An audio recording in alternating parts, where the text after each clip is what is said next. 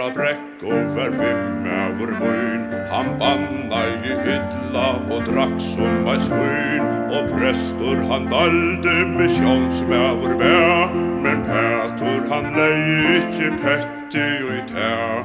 Eg skal sværa fyrir meg, segir Petur.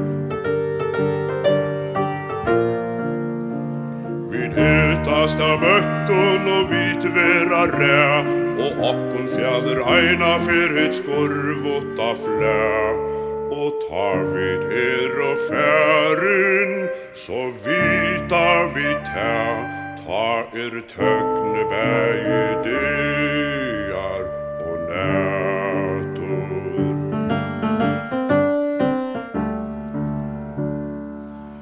Petur var ikkje som folk og flest, baksast av bunka ta fall honom best, og ta han stod og sturde med han stormeren kvein, kom opp imot i heson mann ikkje med vår ein. Som sier Petur. Skutan rann om strandjurnar tegn etter tegn, medan skuifjaldur manen iver skjeggvarnar skein. Nu koma tid att kyssa mine, frostbitten og bein, etter meg ta ånden og grætur.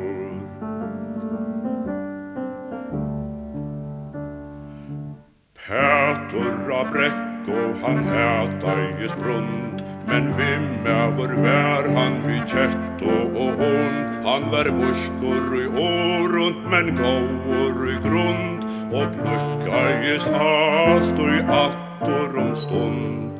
Eg gifte meg aldri, sier Petur.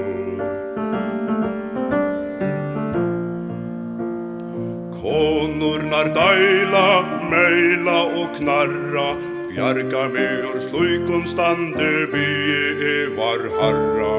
Nei heldur einsam allur høyra, gesturinn tvarra. Gifting volder svøvn leysar nætur.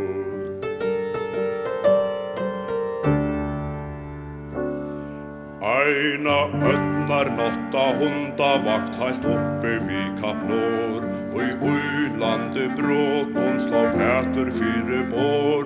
Så en oljekladda arm mot i himne ratti han, medan bråtene sungo og illyse brann. Her fann han bæna sin Petur.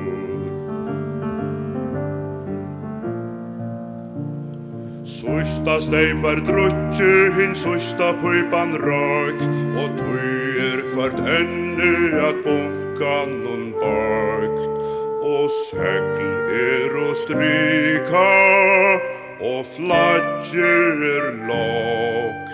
Hin gamle sitor attere og græt.